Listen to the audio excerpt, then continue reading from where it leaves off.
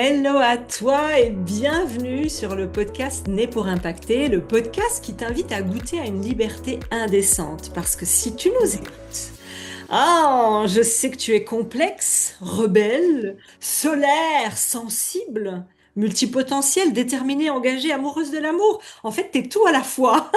Et j'ai senti déjà que ça résonnait chez notre invité et j'aime ça parce que moi, j'ai envie qu'on n'ait plus à choisir. Qu'on n'ait plus envie de dire je dois être ou spirituel ou faire de l'argent. Je dois être ou rebelle ou sensible. J'imagine que notre invité est comme moi, on est les deux à la fois. Alors je vais t'offrir, grâce aux invités et grâce à nos inspirations, comment créer un business vivant et radicalement toi. Et j'ai envie de te dire dans cette intro que ce qui m'a permis de générer plus de 4 millions sur ces dernières années, c'est pas les hacks, c'est pas les stratégies copier-coller, c'est ma capacité à oser, à être indécente, à dire il y a des modèles, mais comment je peux créer un troisième modèle à ma façon, avec mon leadership pour une croissance alignée. Tu as juste besoin de plus de toi, de qui tu es, de ce que tu veux créer. Alors aujourd'hui, en parlant d'audace, d'originalité, j'ai le plaisir de recevoir Geneviève Gauvin, une entrepreneure visionnaire, un peu rebelle, créatrice, c'est pas un hasard, du podcast Effronté, du bundle catching et du sommet What's Next. Comment vous dire que là, on est dans l'unicité comme on aime. Alors Geneviève, c'est une figure incontournable de l'entrepreneuriat, de l'infoprenariat francophone depuis 2018. Tu as accompagné des centaines de créatrices à générer des revenus grâce à des stratégies de collaboration, de marketing d'affiliation. Tu as le bundle catching, c'est quand même, j'ai repris quelques chiffres, 65 experts francophones réunis À travers les jusqu'à années, oui. jusqu'à 17 000 participants. Et avec là, les chiffres, on se dit, OK, là, elle va nous faire une véritable masterclass. Alors, sans plus attendre, bienvenue à toi, Geneviève. Ben merci pour l'invitation. Je suis super contente que tu m'aies invité sur ton podcast puis qu'on parle aujourd'hui de collaboration. Puis tu as tout à fait raison. Il y a tellement de choses que tu as dit avec lesquelles je résonne énormément. J'aime beaucoup ton indécence à mon effronté. Je trouve qu'on se rejoint beaucoup là-dessus. Fait que j'ai l'impression que cette discussion-là va être fire. Yes. Et j'aimerais que tu me dises, avant qu'on débute dans les vraies questions, je me suis dit que c'était un peu plus doux comme transition de... Moi, j'aimerais bien savoir qui c'est Geneviève, mais tu sais, pas Geneviève que tout le monde connaît derrière les réseaux, mais la femme. Si tu devais m'en parler 2 minutes, c'est qui la femme Geneviève? C'est drôle parce que j'ai créé beaucoup de contenu à ce sujet-là parce que ce que les gens voient de l'extérieur quand les gens me rencontrent, ben souvent en plus, moi, mon audience est 75% européenne, française, malgré le fait que clairement mon accent exotique révèle Gênant. révèle que je viens du Québec. Mais avec toutes les différentes collaborations que j'ai faites au travers des années, éventuellement, j'ai bâti ça, tu sais.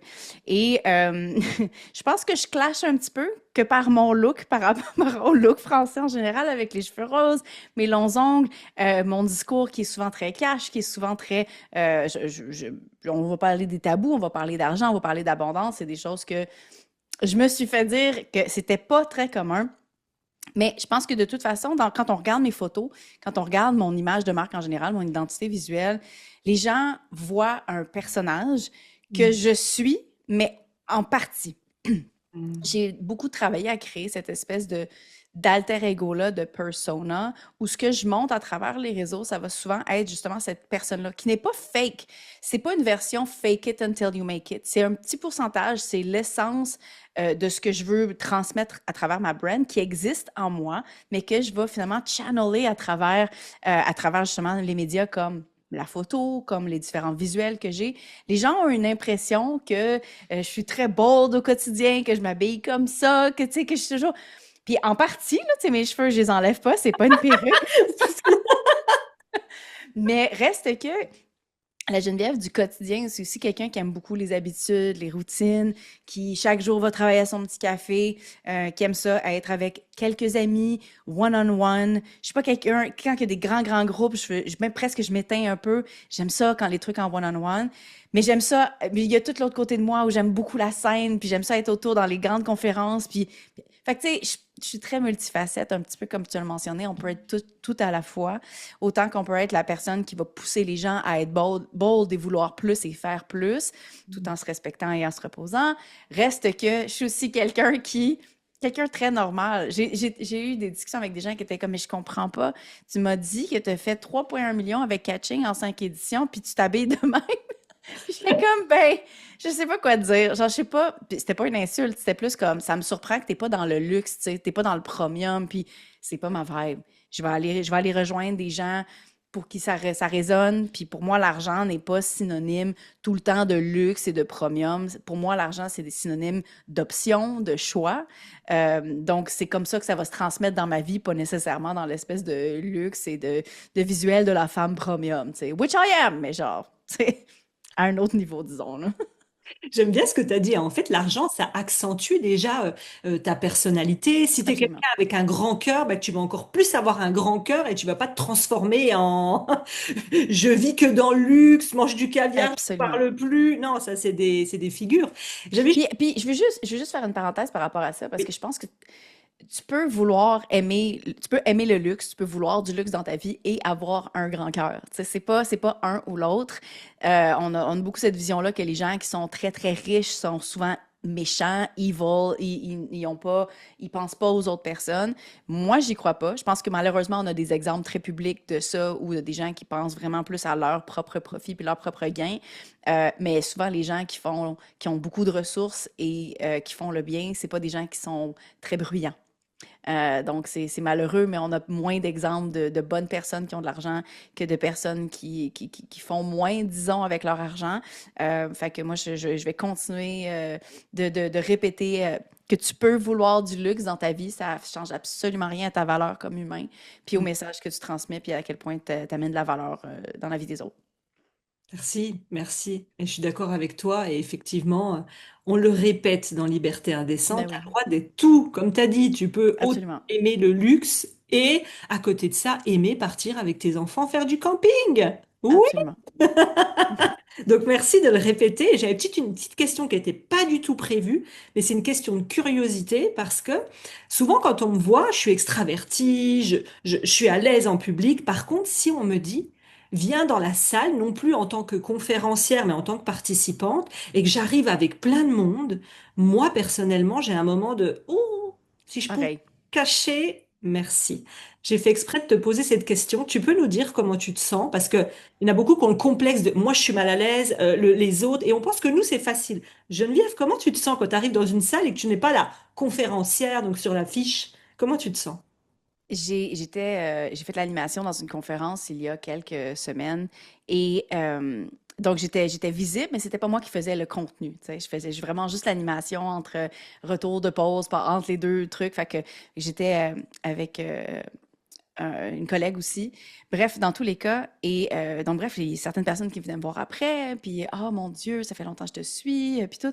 Puis là, il me partageait à quel point il était gêné de venir me voir, puis je dis, écoute, si tu savais à quel point je te trouve brave, parce que si c'était moi qui étais dans l'autre sens, quand j'arrive dans une conférence comme ça et je ne connais personne, par exemple. Donc moi déjà, les gens qui font ça, j'ai un respect, mais là, infini pour les gens qui vont se dire, je vais sortir tellement de ma zone de confort, je vais aller dans un milieu, dans un endroit où je ne connais absolument personne, puis je vais me forcer à aller parler à des inconnus. J'ai dit à la fille, j'ai dit, je suis tellement dans une bonne position en ce moment parce que les gens viennent me parler. Mais si c'était moi qu'il faudrait qu'ils aillent parler aux autres personnes puis leur dire Hey, salut, on peut-tu parler, genre enchanté, ça me vire à l'envers. Je me sens pas bien, puis je suis comme Ah non, les gens, ils vont penser quoi? Puis je retombe dans tous mes patterns de qu'est-ce que les gens vont dire. Ou les gens sont plus cool que moi, on retombe dans la comparaison. Donc, c'est super dans une position où les gens nous reconnaissent parce qu'on a ce luxe-là, ce privilège-là de ne pas devoir briser la glace. Et les gens nous connaissent déjà, ils ont déjà quelque chose à nous dire, tu sais. T'as pas besoin de chercher, t'as juste besoin de répondre. Donc, je suis ça aussi, tu sais. Puis c'est sûr que quand je suis capable d'aller vraiment puiser dans cette espèce de persona-là, cette fraction de moi-là qui est très dans sa force, je suis capable d'aller quand même me sortir de ma zone de confort quand même, mais reste que ça reste très difficile. Merci. Vraiment, c'était pas prévu, mais quand je t'ai entendu parler de ça, je me suis dit, tiens, j'ai envie qu'on entende des personnes comme toi où on se dit, mais pour elle, c'est facile, pour elle. Non, j'ai envie qu'on vienne déconstruire ça. Mm. Et souvent, des êtres très visibles comme nous, la plupart du temps, j'ai remarqué, on est très sensible, on a une sensibilité, Ouais, on c'est a notre vrai. batterie sociale. Tu nous mets une journée dans une pièce avec plein de monde, on peut être à fond, mais le soir, il faut qu'on se couche pendant 3 jours. Des Oui, à la chauves-souris, fin de l'événement, oui, c'est ça, on 100%. ne veut plus voir personne. Donc, C'est très merci vrai. d'avoir dit ça, ça rassure les personnes. Et moi, juste le petit tips qu'on m'a dit, c'est quand tu arrives de te dire, je suis une putain d'opportunité. Vraiment, en allant vers quelqu'un en disant, mais je suis une opportunité pour cette personne. Et ça te fait un petit premier pas là. Tu fais, je suis une opportunité et t'y vas et puis t'arrives. Et puis moi, il m'est arrivé de faire plein de bourdes, de dire des choses qu'il fallait pas parce que j'étais stressée, de passer un quart d'heure dans les toilettes en me disant, pourvu qu'il commence et puis Oui, personne ne voit pas que je suis pas là. Donc, merci oui. de le dire pour faire du bien à tout le monde. Merci. Ben, je pense qu'on en avait tous besoin. Ok, on va partir sur les collaborations parce que quand même, tu as créé Oui, des événements. Je pense que tout le monde est au courant de ce que tu as créé. On en a tout parlé le quand monde. même. Ah bah, ah, mais tu es une putain d'opportunité, Geneviève. 17 000 participants. C'est une Est-ce qu'on en putain d'opportunité. parle? Elle a leur Ah job. oui? Une putain Ben d'opportunité. oui, je vais le rappeler, Ah, je vais me le rappeler, je vais l'écrire sur le tableau en arrière, là. bah écoute, rien que si on change une vie, on est déjà une opportunité. Donc, on en a déjà changé quelques-unes et surtout toi, hein, voilà. Donc, J'aime croire. oui, c'est sûr. Alors aujourd'hui, j'ai envie qu'on parle de ce sujet parce qu'il n'y en a pas beaucoup qui en parlent. Moi-même, c'est pas mon Mm. sujet phare et je trouve que ça va être super intéressant. On va commencer par pourquoi est-ce que, selon toi, collaborer, c'est devenu presque vital en 2025 et dans les années à venir, collaborer, sous toutes les formes, qu'on peut connaître? Pour plein de raisons, honnêtement. La première, mettons, qui vient en tête, ça va surtout être l'histoire de on est beaucoup aujourd'hui. Depuis 2020, depuis la pandémie et le rush vers Internet ou vers le web, finalement, pour bâtir nos entreprises sur le web, il y a eu de plus en plus d'infopreneurs, de coachs, d'experts qui se sont créés en ligne. Ça ne veut pas dire qu'ils n'existaient pas avant, mais que maintenant, ils ont eu leur plateforme. Et ça devient extrêmement plus difficile pour les audiences de savoir, de faire confiance, en fait, tout simplement. Puis à travers aussi ces créateurs-là, il y a eu quelques mauvaises pommes. Donc au final, qui ont créé des contenus, puis j'ai pas personne en tête, je veux pas pointer des gens du doigt, mais reste que on a entendu énormément de témoignages de personnes qui ont acheté des formations en ligne, qui ont acheté des programmes qui étaient vides, qui avaient pas de contenu dedans, que ça leur a coûté beaucoup. Ils se sont sentis un peu trahis, un peu de PTSD finalement. Euh, à travers notre industrie. Puis je pense que quand on collabore ensemble, entre experts, on répond en plein, on brise beaucoup d'objections, notamment tout ce qui est au niveau de la confiance.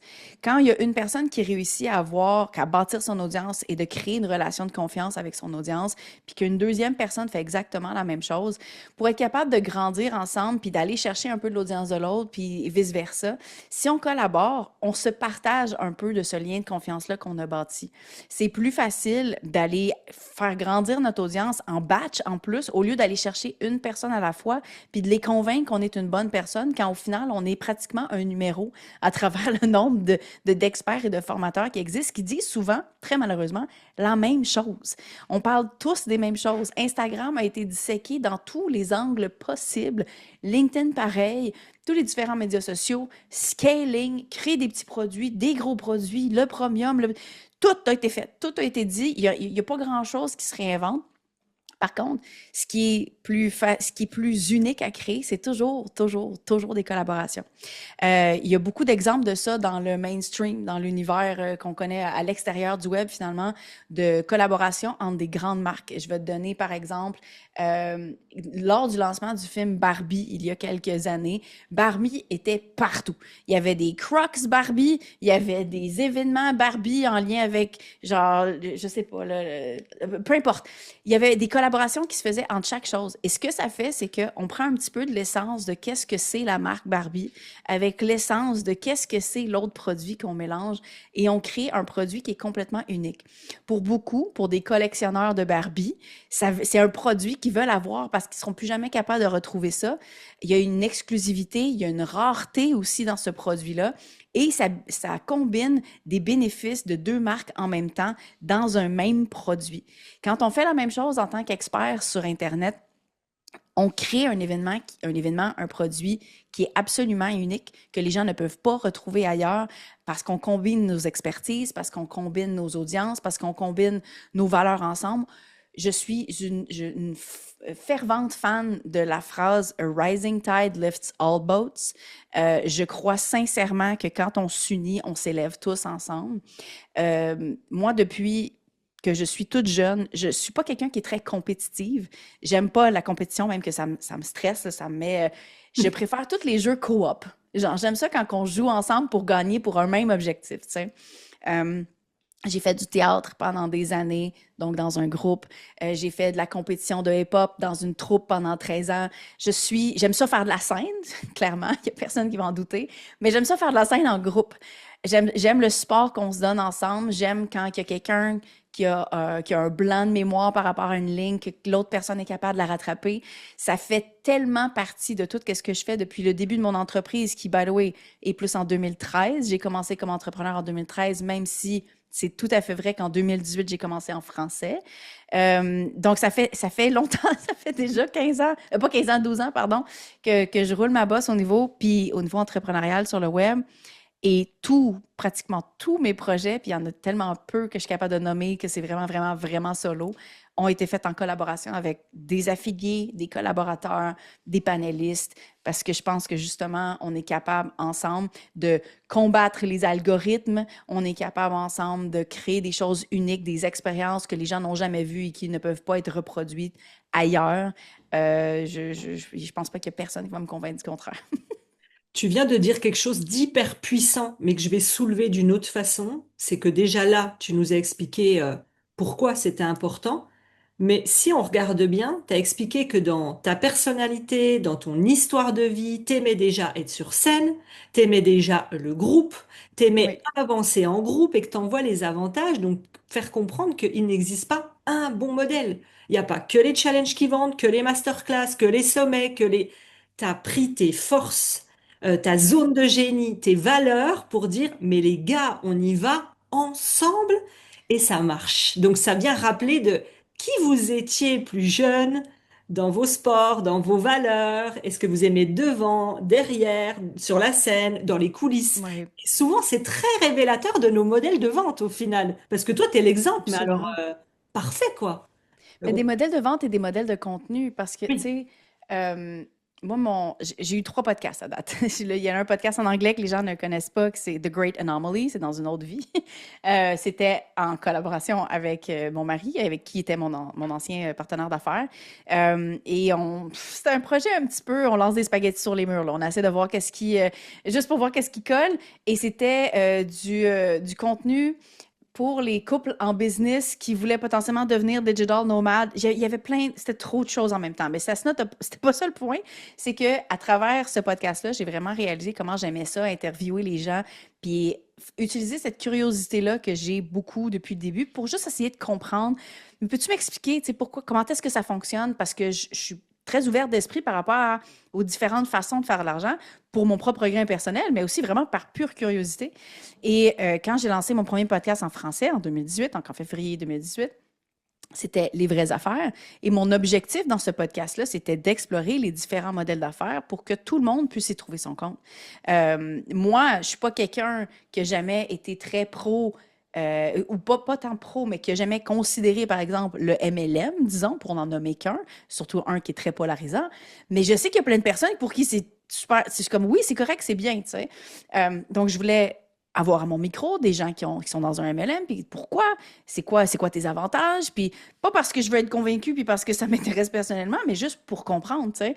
Puis parce qu'il y a des gens qui vont m'écouter, qui vont se dire, ben peut-être que ça, c'est pour moi. Puis exactement la même chose pour des gens qui vont faire du email marketing, d'autres qui vont vouloir faire un podcast vidéo, audio.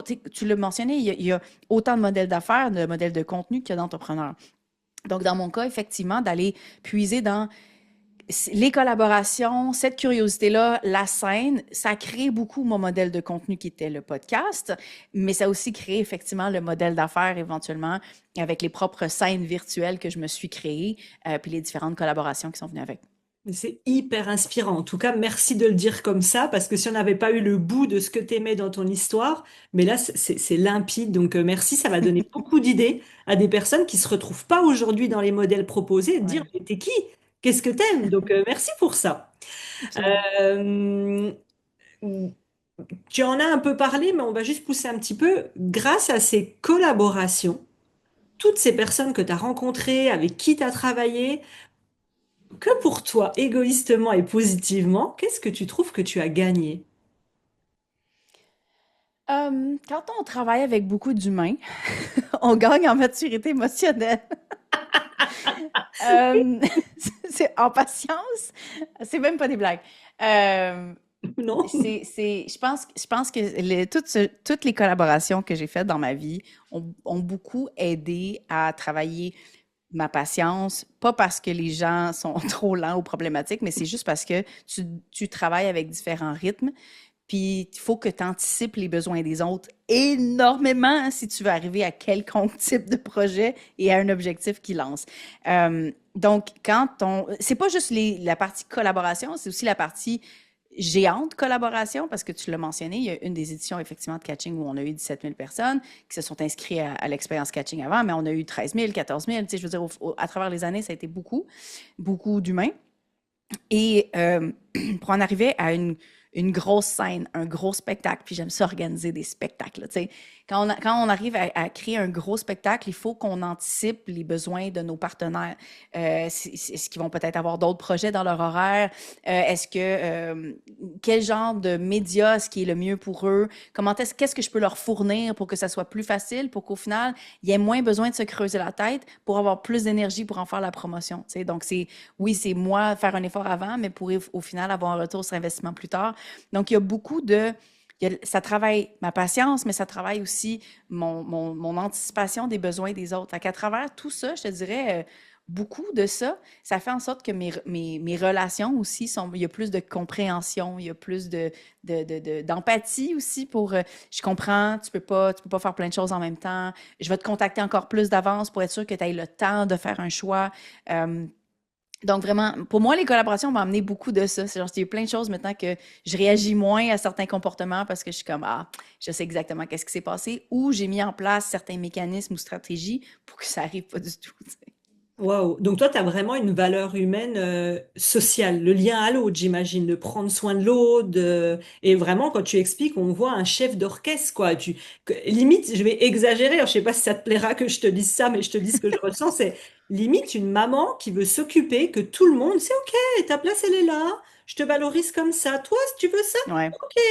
Ben, je te place comme ça. Et je trouve ça hyper généreux, tu vois. Tu dois avoir la générosité quand même dans tes valeurs, je pense. Ben oui, ben j'essaie le plus possible. Écoute, au final, je sais pas si c'est maman plus que éducatrice de garderie ou de crèche, là, parce que Des je fois, trouve c'est que pipi souvent, caca, hein? kinda, pour vrai, des fois, oui. Mais au final, mais c'est ça, tu sais, c'est comme, oui, je veux beaucoup, je veux donner beaucoup, je veux anticiper, mais on se cachera pas que c'est aussi pour un gain personnel, là, dans le sens où je sais que si je fais tout ce travail-là, qu'au final, je vais probablement gagner plus tard, tu sais. Puis on va tous gagner, là. C'est pas juste moi qui va gagner, c'est on va tous gagner, mais il y a comme ce travail-là. Puis je vais pas me plier en quatre pour quelqu'un qui veut absolument que sa communication soit faite d'un autre channel parce que j'essaye de grouper aussi mes efforts puis pour mon travail, par exemple. Quand je vais faire des grosses collaborations, moi, quand j'envoie les communications pour l'avancement du projet, j'ai besoin de tel truc de matériel. Quand on est 30 panélistes sur un sommet, là, je ne vais pas envoyer 30 emails, puis gérer 30 réponses après ça, puis gérer 30 back and forth. Je crée un formulaire, j'ai une petite infolette spécifique à ça, il s'envoie à toute la gang. Je veux pas faire de one-on-one, c'est trop. Mon horaire doit être protégé aussi. Puis des fois, de temps en temps, il y a des gens qui font comment tu peux-tu m'écrire sur WhatsApp? Puis je suis comme fait que je veux pas faire ces choses-là parce qu'au final, je pense que tout le monde y gagne si on suit la structure qui a été établie d'avant, je partage les dates tout le temps, puis je fais des rappels tout le temps, puis les dates importantes, puis non, non, exactement comme je le ferais avec un groupe d'enfants au final. Puis c'est pas que j'infantilise les gens, c'est que je sais qu'ils sont très occupés, autant que je le suis. Donc, je vais rappeler tout le temps, je vais faire des rappels, d'anticiper ou d'assumer que les gens se rappellent des choses, que les gens vont faire les choses à temps. Malheureusement, ça mène souvent à beaucoup de déceptions. Pas parce que les gens sont pas fiables, c'est juste parce qu'on n'a pas toutes la même façon de travailler non plus. Il y a pour beaucoup de personnes qui vont pas nécessairement voir le courriel, vont se dire, ah, OK, j'ai un deadline à suivre, je vais aller le mettre directement dans mon calendrier, dans mon calendrier ou dans Asana. Il y a des gens qui font pas ça. Il y a des gens qui n'ont pas d'assistant qui peut le faire pour eux non plus. Donc, ça nécessite du rappel. Donc, c'est vraiment plus cette espèce de comprendre aussi la psychologie humaine de comment est-ce qu'on peut faire en sorte que tout le monde gagne dans le projet, puis pas juste moi, tu sais. Fait que c'est surtout de ça. Ok, super. Je vais juste faire une aparté 2 secondes pour les personnes qui nous écoutent, qui sont peut-être en train de se dire, bon, bah, est-ce que je vais aller au bout de l'épisode, bien entendu, en dehors du fait qu'on soit sympa, qui se disent, bah ouais, mais elle parle de gros événements, moi j'en suis pas là, je suis pas prête à ça. Non, je veux que vous ouvriez votre esprit à vous dire que collaborer, ça peut être pour un sommet en ligne, ça peut être pour Oui, un challenge. Alors moi, vous me voyez souvent seul, mais ça peut être faire venir des personnes dans un challenge, ça peut être faire venir des expertes. Moi, j'ai Liberté Indécente, je fais venir chaque mois une experte, donc c'est une collaboration. absolument. Ça peut être créer une offre et dire, ah tiens, dans mon offre, j'aimerais bien parler des événements de catching, de comment, eh ben, je fais intervenir Geneviève. Donc, voyez, collaboration, oubliez le côté que, sommet, gros événement où vous en êtes pas là, Absolument. mais comment je peux collaborer à mon niveau pour que ce soit une stratégie puissante à plusieurs échelles. Voilà, je voulais juste reparler de ça parce que je me disais qu'on allait trop imaginer qu'on va avoir 17 000 personnes. Non, Geneviève n'a pas commencé, j'imagine, avec 17 000 personnes d'un coup. Non, ça s'est bâti, mais c'est un excellent point que tu amènes parce que, tu sais, cet été, je relançais ma formation Multiplier, qui est une formation justement pour bâtir son propre programme d'affiliation, donc pour avoir des collaborateurs, des affiliés pour ces différents projets. Et c'est un des points auxquels j'avais réfléchi avant. Je dis, ouais, mais je veux pas que, je voulais faire un petit webinaire pour parler des différents types de collaboration. Puis c'est sûr que les gens sont toujours très curieux par rapport à Catching, par rapport à What's Next, c'est quoi le behind the scenes, comment est-ce que ça fonctionne. Mais au final, tu soulèves un bon point que c'est pas tout le monde qui veut faire des grosses collaborations de ce type-là. Donc, je me suis dit, OK, c'est quoi les types de collaborations qu'on peut faire qui sont plus justement à faire en un à un, puis qui ne nécessitent pas euh, 9 mois de travail, 7 mois de travail sur un projet, tu sais, nécessairement. Puis c'est ça. Fait que là, soit on peut co-créer un produit ensemble. Moi, je pourrais créer un webinaire ou un produit et avoir un affilié qui en fait la promotion, qui amène du trafic. C'est aussi de la collaboration. Ou on pourrait même faire, par exemple, toi et moi, on a chacun une offre, puis on crée un bundle à deux. C'est vraiment un format 2 pour 1. Puis on y met ensemble du nôtre. On envoie pour la publicité, on envoie de notre liste. Puis au final, tout le monde gagne parce qu'on peut créer une liste de courriels qui est assez grosse si on a un pré-événement. On peut courrier, surtout si on a de la pub ensemble et puis qu'on combine les budgets. On va créer une offre qui est complètement unique parce que les gens vont pouvoir bénéficier de nos deux expertises à un prix qui est moindre. Je veux dire, c'est juste ces trois formats-là, c'est trois choses qui ne nécessitent pas 7 mois de travail, là. Tu sais, c'est vraiment juste de planifier une promotion, un lancement. Bon, la co-création peut demander un peu plus à cause de la partie création que les deux autres n'ont pas, puis que c'est juste vraiment du marketing. Mais il ne faut pas voir... Le podcast est une forme de collaboration. On J'allais s'entend? dire. Oui. Tu sais, au final, là, on parle de collaboration payante pour amener des revenus, mais le podcast et on va faire des lives sur Instagram. Tu sais, je veux dire, il y a plein de façons de collaborer pour créer du contenu gratuit aussi qui va permettre que moi, je peux aller chercher des gens dans ton audience et vice-versa, tu sais. Donc, de ne pas voir ça comme je vais devoir créer un gros événement et de plus se poser la question comment est-ce que je peux collaborer avec une personne? Y a-t-il quelqu'un qui serait complémentaire à mon offre et avec qui j'aimerais ça travailler, par exemple? C'est plus le genre de mindset qu'il faut aller, faut se poser surtout en commençant. Eh ben, ça fait une bonne transition où effectivement, bah, toi comme moi, l'exemple est très simple. C'est quand même une collaboration où on se choisit. Je suis intervenue sur ton podcast pour parler des challenges. Aujourd'hui, tu viens parler de Absolument. collaboration. Et on s'est pas choisi au hasard. Moi, je t'ai pas choisi au hasard. C'est que j'aime tes valeurs, j'aime la personnalité que tu as, j'aime le grand cœur derrière où on voit juste l'image, où il y a tout le reste derrière. Et la transmission, l'expérience que tu nous fais aujourd'hui, je ne l'ai pas en ma capacité. Ce n'est pas mon truc, Ouais. c'est collaboration. Donc, oh, ok, on fait venir quelqu'un. Donc, la question qui coule logiquement, c'est comment est-ce qu'on choisit des bons partenaires? Est-ce qu'il y a des critères que toi, tu observes? Oui. Euh, il y a une partie qui est très personnelle à ça, je dirais. Il y a une partie qui va être un peu plus objective. Si on va dans la partie objective, c'est sûr que, tu sais, moi, quand je veux travailler sur des gros projets, je vais souvent aller demander des références, dans le sens où, là, j'aimerais ça travailler avec quelqu'un qui a une grosse audience, mais avec qui j'ai jamais travaillé avant. Je vais aller demander à mes amis, à mes collègues avec qui j'ai déjà travaillé, en qui j'ai confiance, de leur dire, est-ce que tu la connais? As-tu entendu des choses? Fait que c'est la partie un petit peu gossip où je veux savoir, est-ce que c'est le genre de personne qui respecte pas ses deadlines? Est-ce que c'est le genre de personne que, y a des affaires que je dois savoir par rapport à son éthique de travail? Ce genre de trucs-là. Moi, c'est super important. Ça, c'est un critère qui est très personnel quand même si ça reste un peu objectif, parce que quand je m'engage dans des projets, je m'engage pas à moitié, j'y vais all-in. Je vais réserver des mois dans mon année pour faire mes collaborations. J'aime ça travailler sur une chose à la fois aussi, encore une fois, quelque chose de très personnel.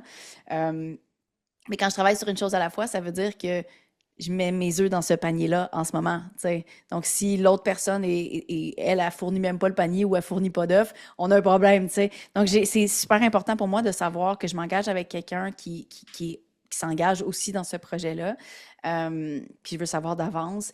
Après ça, si on parle au niveau marketing, c'est sûr que j'aime ça collaborer dans mes projets avec des gens qui ont une force de marketing puis qui savent comment faire. Là, on parle d'expérience dans ce cas-ci, mais j'aime ça aussi avoir un range. Donc, dans tous les projets que j'ai eus, que ce soit Catching ou What's Next ou même les trucs en one-on-one, ça m'arrive de collaborer avec des gens qui ont des beaucoup plus petites audiences, mais que je considère des super experts aussi, puis qui sont bons. Puis souvent, on est surpris. On a l'impression que les gens qui ont des très grosses audiences vont emmener tellement de trafic. D'expérience, on est souvent déçus. Surtout les gens qui n'utilisent pas l'email marketing, mais ça, c'est un autre dossier, j'imagine. Mais dans tous les cas, une grosse audience, honnêtement, veut rarement dire performance. Ça veut dire beaucoup de vanity metrics, ça veut dire peut-être un peu d'ego, mais ça veut pas nécessairement dire résultat. Donc, d'avoir cette variété-là aussi me permet souvent d'avoir des surprises de gens qui ont des plus petites audiences, mais qui ont une relation avec leur liste qui est comme de même. Puis ça fait en sorte que, ben là, tu fais comme, oh wow, t'es en train de performer meilleur que la personne qui a 10 fois ta taille, genre génial. Donc, de ne pas se limiter à la taille des audiences. Ensuite, de trouver quelqu'un avec qui on est complémentaire, pas juste en termes de personnalité, mais en termes d'expertise puis de niche. C'est sûr que si on offre exactement la même chose, on va avoir de la difficulté, les gens vont avoir de la difficulté à voir comment on peut créer quelque chose d'unique, mais aussi où aller, quel expert choisir dans ces... Fait que de toujours créer quelque chose où les gens sont complémentaires, où il y a une partie de l'expertise d'un besoin qui n'est pas comblé dans la business de un, mais qui est comblé dans la business de l'autre. Et donc, on est capable de créer cette unicité-là, mais aussi de remplir les besoins de chacun. Ça va être beaucoup plus facile. On ne va pas sentir qu'on se pile sur les pieds puis que les gens vont exactement savoir où aller selon leurs besoins. Puis au niveau personnalité, c'est un petit peu la même chose dans le sens où on a des forces. Il y a des gens qui sont plus marketing, d'autres qui vont être plus structure en arrière, même IA, toute la partie tech, admin. Si tout le monde se pitch pour faire du marketing, il n'y aura personne qui va s'occuper de l'admin. On va avoir un problème. Puis des fois, c'est juste l'organisation de nos teams, comment est-ce qu'on dispatche les choses. Mais reste que si il y a trop de chefs dans la cuisine, là, c'est rare qu'on arrive à quelque chose. Puis dernière chose, puis ça, c'est la partie pour moi qui est très, très, très subjective, c'est juste vibe. Vibe, c'est extrêmement dur à décrire, mais je pense que c'est une partie, une question de valeur énormément. Je fais beaucoup de stalking avant de faire des collaborations avec les gens, donc je regarde leur contenu pendant des semaines, je regarde qu'est-ce qu'ils disent, je regarde c'est quoi leurs opinions, est-ce qu'ils me font rire? J'aime ça travailler avec des gens qui me font rire, là, c'est ridicule, je vais prendre des décisions des fois qui font aucun sens, mais juste parce que la personne me fait rire, je suis comme, c'est sûr que t'es une bonne personne, je veux travailler avec toi, genre. Fait que moi, ça fait partie de mes trucs importants. Est-ce que tout le monde me fait rire énormément dans mes collaborations? Pas nécessairement. Genre, je suis pas toute une gang de clowns en arrière, mais au final, ça me prend une majorité de personnes avec qui je peux avoir du plaisir parce que ça reste que toutes les collaborations, ça rajoute des choses, ça rajoute des tâches dans nos projets qu'on n'a pas quand on est solo. Donc, il faut s'assurer que toutes les choses soient faites. Il faut s'assurer qu'il y a une charge mentale un petit peu supplémentaire finalement. Donc, si en plus on est capable de faire toutes ces tâches-là dans le plaisir avec quelqu'un avec qui qu'on vibe puis qu'on a du plaisir, c'est super important. Euh, Fait que c'est ça. Fait que tu sais, il y a des parties qui sont ça dépend du projet, mais vraiment vibe. Genre, c'est quoi le gut feeling de cette personne-là? Est-ce que tu sens que ça va cliquer ou pas? Si ça clique pas à 100%, est-ce que c'est super important? Ça va-tu être un make or break dans ton projet? Ou est-ce que c'est pas très grave au final, puis la personne va juste utiliser sa personnalité puis son marketing à sa façon avec son audience, puis c'est ça son audience attend, tu sais. Ils veulent pas une deuxième Geneviève, ils veulent plus d'Aurélie, tu sais. Donc, c'est important aussi de prendre, tu sais, OK, oui, la personne n'est pas exactement comme moi, mais c'est-tu grave? Fait que ça dépend. Ça dépend pourquoi, je te dirais.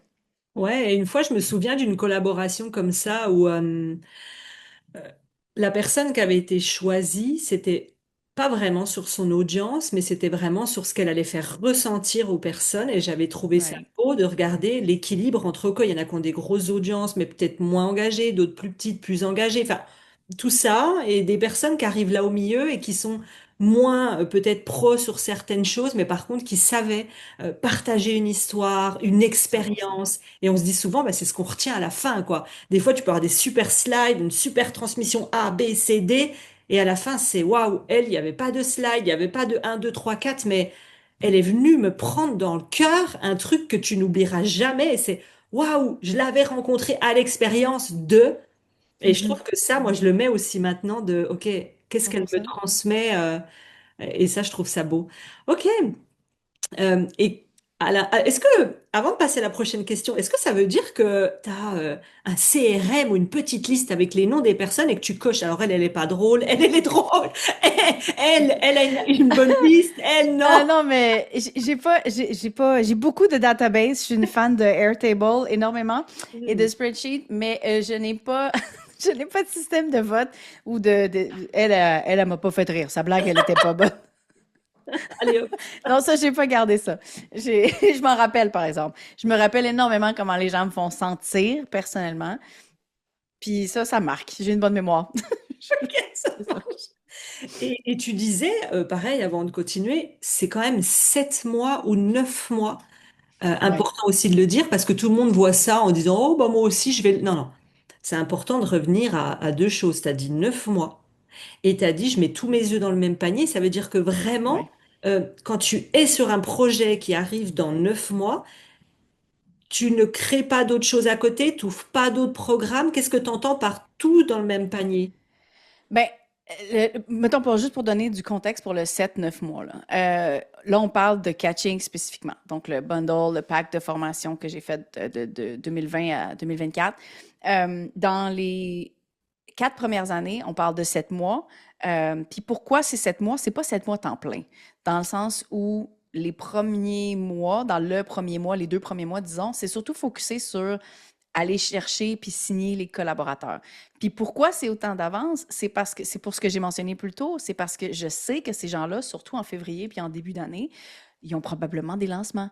Je veux pas aller les contacter en octobre puis leur dire Hey, en février, es-tu libre? En octobre, les gens commencent déjà à penser à 2026 puis tout leur planning, sont en plein dans leur. Il est beaucoup trop tard.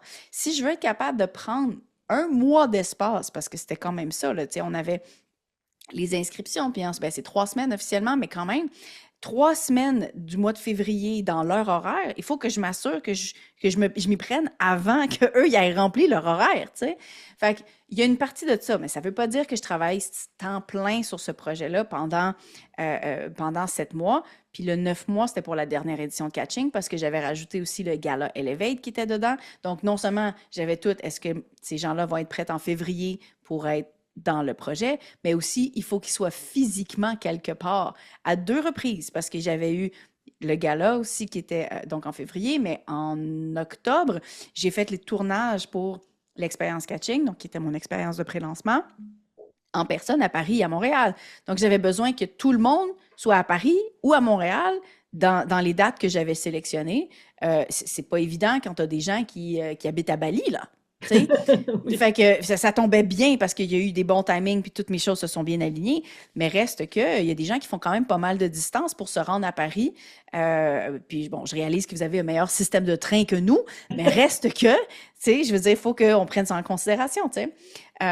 Donc, fait qu'il y a beaucoup de ça. C'est pas temps plein pendant 7 à 9 mois, mais c'est de l'anticipation à partir de 7 à 9 mois d'avance. Quand je dis je mets mes œufs dans le même panier, mes œufs dans ce panier-là, pendant plusieurs années, euh, même dans les 3 dernières années de catching, c'était vraiment le seul panier. J'ai déjà eu en même temps d'autres formations. J'avais des formations, ma formation signature avant qui s'appelait la méthode bêta. J'ai parlé de multiplier tantôt, mais c'est une espèce de renaissance parce qu'avant ça s'appelait marketing affilié édition créateur pendant plusieurs années, que j'ai remisé les 2 formations parce que je me suis dit, j'ai pas envie d'être formatrice, j'ai plus envie d'être formatrice. Je remets ça sur... Moi, je veux être animatrice, je veux organiser des gros événements, je veux faire, tu sais, je veux faire ça, je veux coordonner ça puis être dans ce rôle-là. Donc oui, pendant ces années-là, c'était tous les œufs sont dans ce panier-là. J'avais un podcast que je continuais de faire. Fait que mon horaire n'était pas 100% catching. C'était aussi, tu sais, il y a quelques détails. J'avais une couple de collaborations. Une fois de temps en temps, je faisais une promotion affiliée pour quelqu'un d'autre. Fait que, tu sais, est-ce que je fais que ça? Non. Mais est-ce que mon projet le plus important de ma business, c'était ça? Oui. Euh, Aujourd'hui, tu sais, maintenant, là, j'ai What's Next, qui depuis, en fait, en décembre 2025, ça va être la 2e édition de What's Next en 2025, parce que la première, je l'ai lancée en janvier, donc c'est une grosse année quand même, pour d'avoir ces deux événements-là dans la même année. Bon, c'est quand même à 11 mois de différence, mais still. Tout ça pour dire que ça reste que c'est mon panier le plus important. Quand je m'engage dans ce panier-là, je vais m'engager à ce que tout se réalise pour vrai. T'sais. Oui, j'ai fait un lancement cet été pour ma formation, mais j'ai dû quand même mettre des choses de côté. J'ai fait de la restructuration dans mon entreprise. En ce moment, je suis seule. Il n'y a personne. J'ai plus d'assistante, j'ai plus rien. Je suis 100% solo. Euh, en partie pour couper des dépenses, mais aussi parce que j'étais comme, OK, des fois, je bouge plus vite, puis j'étais rendue à cette saison-là, puis tout va bien. Euh, mais reste que j'ai dû couper temporairement le podcast. Fait qu'effronté, j'en ai pas refait depuis, je pense que le dernier c'était en juin, fin juin. J'ai envie que ça revienne. Je sais que c'est une de mes scènes finalement, mais pour l'instant, j'ai dû focuser sur les choses qui sont essentielles à ma croissance. Puis ça veut dire non à plein de choses pour dire oui à seulement les gros morceaux. J'aime beaucoup cette image-là aussi de mettre les gros cailloux en premier, puis ensuite mettre les moyens, puis les petits et le sable. Là. Mettre les gros cailloux en premier, pour moi, c'est mettre une grosse partie de mon travail sur What's Next ou dans une autre époque, ça a été sur Catching. Puis ensuite, on a quelques autres trucs, mais ça doit rentrer dans les trous. Ça doit pas être le gros du travail. Tu sais. Merci de dire, à travers tout ce que tu viens d'expliquer, que peu importe le niveau, oui, on arrête des choses. Oui, on a pu Oui, avoir une équipe, ne plus en avoir. Et puis ça se trouve dans un an, elle nous redit de nouveau, j'ai 5 personnes. Et puis là, ah bah j'ai arrêté le podcast parce que bah, c'était pas un rocher, mais un bon caillou qui prenait peut-être trop de place pour différentes raisons. Ou là, j'ai besoin de couper des charges, donc je délègue mon. Enfin, merci de le dire parce qu'encore une fois, on s'attache, tu sais, à des identités qu'on a eues d'avant. absolument. On s'attache aussi comme des... Moi, je me souviens d'une offre où je me suis dit, oh là là, je vais faire comme un deuil maternel, de me dire, mais ça a été la première, la plus importante, j'y ai mis tout ce que j'avais dedans, et de dire, bah, on lâche quelque chose qui ne doit plus exister pour renaître différemment. Donc, merci de le dire à travers tout ton parcours. Enfin, moi, je le lis, mais vraiment, je lis d'un Oui. autre pied de ce que tu dis, et c'est tellement important de le montrer, quoi. On peut dire oui aujourd'hui, non demain. Ça existe aujourd'hui, c'est mon meilleur programme, et demain, ben, il meurt pour renaître autrement. Absolument. J'avais une coach en 2015 qui m'avait parlé du concept de l'escalier en colimaçon. Donc, et dans le fond, quand on regarde un escalier qui monte comme ça, là, Ouais. en haut, puis qu'on regarde quelqu'un qui monte, on a l'impression qu'elle tourne en rond. Right? Donc, elle est tout le temps en train de revenir au point de départ. Elle fait juste des ronds sur elle-même. Mais quand tu regardes l'escalier de côté, tu vois qu'elle monte. Tu vois qu'à chaque nouvelle étape. L'image ici, c'est que dans la vie, tu es tout le temps en train de revenir au point de départ d'une certaine façon. À chaque fois que la vie a à peu près les mêmes saisons puis les mêmes rythmes que la nature, au final, selon moi, là. Il y a des années que c'est mon été, puis il y a des années que c'est mon hiver, pour être honnête. Puis c'est sûr que je pourrais me dire, ah là, je suis redevenue tout seul, poor me, je suis pas une bonne entrepreneuse, puis j'ai rien appris. Mais ça serait complètement faux. Puis le deuil que tu mentionnes, je l'ai vécu mille et une fois parce que j'aime pas que j'aime faire des pivots, là, c'est toujours un peu difficile, mais ça fait partie des choses que maintenant, je suis beaucoup plus confortable à faire ça, de prendre la décision rapidement, puis de savoir, de dire, c'est la bonne décision. Oui, c'est une décision qui est émotionnelle. La première fois que j'ai mis fin au podcast Les vraies affaires, le dernier épisode, je suis en larmes. Je suis genre, ah, mais là, il faut que j'arrête, il faut que j'arrête. Puis parce que c'est le deuil, tu sais. Cet été, quand j'ai mis pause à effronter, j'étais comme, I mean, c'est la bonne décision. C'est juste la bonne décision. Est-ce que c'est un projet que j'adore puis que j'ai envie de recommencer? Puis oui, c'est sûr que j'aurais aimé ça avoir un peu plus d'argent pour être capable de financer quelqu'un qui m'aide à le faire. Of course, c'est sûr. Mais je suis plus la même personne que la première fois que j'ai fait ça. Puis les deuils sont beaucoup plus faciles à vivre. Il y a moins d'attachement émotionnel à ces choses-là parce que je sais juste que ça va m'amener beaucoup plus que si je m'attache à ces versions-là. Puis des versions, j'en ai eu 1000.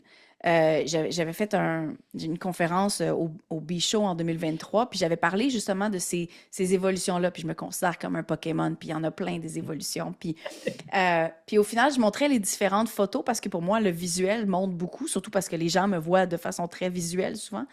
Euh, puis les gens n'étaient pas capables de comprendre d'où je venais, genre visuellement. Tu sais, j'avais les cheveux courts, j'étais un peu plus gênée, c'était vraiment... Ça a l'air de rien dit de même, là, mais les gens ne faisaient pas le lien que c'était la même personne. Puis j'étais comme, oui, mais il y en a eu 4 de ces... Il y a celle-là, puis après ça, il y a celle-là qui a changé. Puis je le vois beaucoup à travers les photoshoots que je fais. Mais dans tous les cas, toutes ces personnes-là ont eu différentes évolutions, puis je serais capable de pinpoint à chaque fois où est-ce qu'ils sont revenus à l'hiver, puis où est-ce que c'est leur printemps encore, puis où est-ce que là, ils sont en plein milieu dans leur été, quand ils sont vraiment dans le genre «Regardez-moi!» Puis, tu sais, je l'ai eu à chaque fois, ça, là, tu sais. Là, je suis peut-être plus dans une zone un peu plus hivernale. Je sens que je m'en vais vers un printemps, mais reste que j'ai dû passer par beaucoup, justement, de « OK, contraction, contraction, contraction. » Puis OK, ça va renaître vers une autre version. Je sais pas, ça va être qui. Mais s'attacher à la version qu'on est aujourd'hui, je pense que c'est un biais qui est humain, malheureusement. Mais on pense qu'on est la version finale. On n'est jamais la version finale. Je sais pas, on peut pas s'imaginer où est-ce qu'on va être. Mais quand on regarde derrière puis qu'on voit toutes les différentes évolutions, ça serait fou de penser qu'on est à la dernière. J'ai Ouais. 35 ans, là. Tu sais, je veux dire, il en reste encore combien? Et j'aime bien ce que tu dis parce qu'on ne peut pas, c'est même juste logique, on ne peut pas être contracté parce qu'on vit des contractions, parce qu'on ne l'entend pas ça. On entend beaucoup. Tout le monde imagine d'ailleurs qu'une Mhm. entreprise, ça fait toujours ou ça.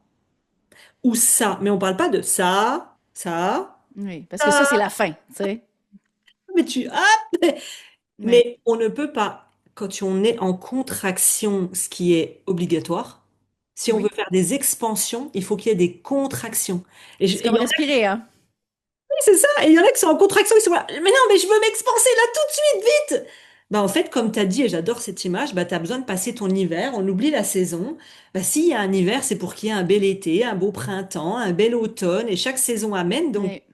merci de le dire aussi que bah on a Écoute, 10 000 chaos, hein. je suis québécoise, hein. Fait que moi, l'hiver, il est rough. Fait que je suis habituée à juste comme faire comme, elle fondra pas la neige tout de suite. Oh, j'avoue, j'avais pas pensé à ça sur le coup. Oui, c'est vrai, c'est vrai. Et comme quoi, mon cher ami Valentin, que j'ai rencontré la semaine dernière, nous disait, il n'y a pas de trop froid, il y a juste des gens mal habillés. Ah, il a bien appris. C'est 100% vrai. C'est 100% vrai. Et je me suis dit, c'est vrai. Et merci de le dire parce qu'effectivement, j'avais fait des épisodes sur les chaos. Parce que personne ne parle de ces moments de chaos où tu te dis, waouh, j'arrive là, je suis bien là. T'es sur ton plateau, t'es en haut de ta montagne, comme tu dis, t'es waouh. Mais j'ai une conviction personnelle, vraiment très personnelle, c'est ce en quoi tu crois, Dieu, les anges, les guides, ta mission, ta bonne étoile, ils sont pas là pour qu'on soit juste là-haut et dire, ben voilà, je suis arrivé en Mhm. haut et je ne bouge plus. Ils sont là pour que tu t'expanses, pour que tu te réalises, pour que tu lâches des couches et des couches avec les années. Et Et il à un y moment en a. donné, quand tu arrives là-haut, ben, on t'envoie le chaos. Donc tu sais, les égouts remontent. Un ancien impôt qui n'était pas prévu à Oui. payer, Une collaboration qui marchait bien, pourquoi elle s'arrête? Un programme qui était au max, qui ne Oui, marche plus. Un modèle oui. de vente qui faisait des millions et qui s'arrête. Et en Mhm. fait, c'est le chaos et cette tempête qui nous dit à quoi tu t'accroches, à quelle identité, à quel modèle de vente, à quelle clientèle que tu ne veux plus. Et tant que tu t'accroches, tu restes au fond. Lâche, lâche et tu vas renaître. Donc merci pour ce message qui est utile en ce moment dans une année. On est dans une année, je sais pas si tu sais, de serpent où tu sais, on mue et on laisse la peau en année 9 cette année-là. C'est vrai, c'est cette année-là. Moi, c'est mon signe chinois aussi. Puis il y avait plein de personnes qui m'avaient dit ça au début de l'année, puis j'avais oublié. T'as Ah bien raison. bah oui, ah bah ça doit bien y aller pour toi parce que si en plus t'es serpent, c'est ça, t'es serpent. Oui, je pense. Et c'est l'année du Oui. serpent, donc toi tu perds double peau. Ah oui, oui, 100%, là. Malheureusement, là, il y en a plein dans la douche.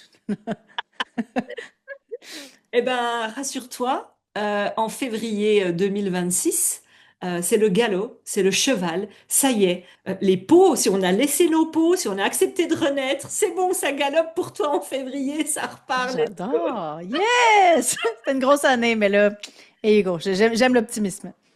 Yes. Alors, merci déjà pour tous ces retours.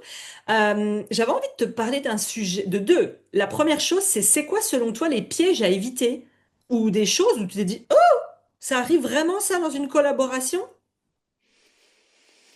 Hum, des pièges. Je pense que, je pense que quand on est surpris dans une collaboration, c'est qu'on n'a pas fait le travail en amont que je mentionnais avant. Puis tu sais, je veux dire, il faut pas, c'est pas une question d'être. En fait, on va tout le temps. Ah non, c'est pas vrai, c'est pas vrai. On va toujours, il va toujours y arriver des surprises. Peu importe le, peu importe le nombre de travail que tu vas faire. Mais si tu le fais pas, c'est presque sûr que tu vas avoir des surprises, par exemple. Donc, je pense il y a comme ces deux choses-là qui vont arriver, mais de pas se laisser surprendre par les surprises ou déstabiliser par les surprises. Euh, c'est les collaborations, ça reste des relations humaines où, comme dans n'importe quel couple, la seule chose qui compte, c'est la communication. OK? Oui. Je veux dire, c'est plate, personne veut entendre cette réponse-là parce que c'est extrêmement difficile de communiquer ses besoins, de communiquer ses limites, surtout aussi quand tu vois quelqu'un qui constamment respecte pas, par exemple, c'était quoi l'entente ou, puis je dis, écoute, j'aimerais ça que si, quand tu es pour me contacter, tu peux-tu me contacter à cette adresse-là? Parce que vraiment, j'essaie de limiter mes différents canaux, surtout quand c'est des grosses collaborations avec beaucoup de personnes. Peux-tu vraiment? Puis la personne continue, respecte pas ça, puis écoute pas ça. Il faut éventuellement mettre son pied par terre, puis dire, puis évidemment, comme n'importe quelle boundary, c'est pas une question d'imposer quelque chose à quelqu'un, c'est de lui dire, écoute, quand tu vas m'écrire par ce channel-là, malheureusement, je ne vais pas te répondre. Je vais répondre à travers, tu sais, l'autre channel. Puis c'est pas une question de manque de respect, c'est vraiment une question de respect de soi, tu sais, au final, au contraire. Mais tu sais, c'est le genre de choses qu'en général, si tu as fait ton travail un peu de détective en amont, puis que tu as écouté Vibe, c'est rare quand même que ça arrive. Reste que il y a des gens qui sont un petit peu plus type A, puis qui vont vouloir, tu sais, respecter exactement les deadlines, puis les dates, puis il y en a un peu plus qui sont comme, ah oui, mais il n'y a rien qui est grave. C'est sûr que quand c'est pas la personne qui organise, il n'y a rien qui est grave. Je veux dire, on en prend puis on en laisse. Mais au final, moi, je suis quelqu'un que dans mes organisations, je suis un peu plus typée. Dans mes grandes fiertés, c'est à travers mes collaborations, c'est comment je fais sentir les gens, puis comment ils sentent que c'est un projet qui est professionnellement géré, dans le sens où ils n'ont pas besoin de courir après l'information vient à eux. Donc ça, je pense que c'est très important pour moi. C'est maintenant beaucoup plus important pour moi de mettre ces boundaries-là puis de les faire respecter. Avant, comme je disais, j'allais me plier en quatre. Dans les premières années de catching, pour faire les tournages de l'expérience catching, donc je l'ai dit tantôt, l'événement de pré-lancement avant, ce contenu-là était préenregistré. Donc, c'était pas en direct pendant la deuxième semaine de février. C'était préenregistré et pendant la semaine, on faisait juste chaque jour remettre 2 nouveaux vidéos des experts. Donc, en octobre, novembre, disons, je faisais les enregistrements. Puis dans les premières années, je me suis dit, je veux rien imposer aux gens, je veux que les gens se sentent bien, puis je veux pas mettre genre, je vais leur dire dans le mois d'octobre au complet, ou même j'avais dit octobre, novembre, on va faire les enregistrements et les gens choisissaient leur date. Je choisissais leur date quelque part dans mon horaire. sur 2 mois. Mais c'est parce que moi, à chaque fois, il faut que je me prépare, il faut que je fasse mon petit make-up. Bibi, là, je fais pas de maquillage chaque jour. Là, je me suis fait une face, là, mais généralement, il n'y a aucun make-up, il n'y a rien, je suis habillée en mou, je travaille ici, je travaille dans un café, je suis, tu sais, un peu plus ermite life.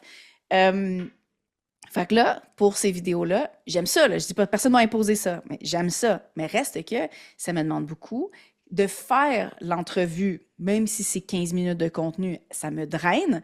Puis s'il faut que je refasse ça 14 fois, c'est beaucoup plus difficile que si je batch mes journées puis que je le fais sur 2 à 3 jours. On s'entend. Mais dans les premières années, j'allais le faire. J'allais juste mettre de côté qu'est-ce que moi j'avais besoin pour que les autres aient tout qu'est-ce qu'ils ont. Donc, il y a une ligne ici à trouver quand même pour éviter les surprises, pour se respecter soi-même. Toute cette histoire-là de communication, au final, c'est d'appliquer les mêmes... C'est de faire de la communication non violente en cas de conflit. Je veux dire, tous les concepts qu'on applique au couple, puis à la résolution de conflits, puis au maintien de... C'est exactement la même chose, tu sais.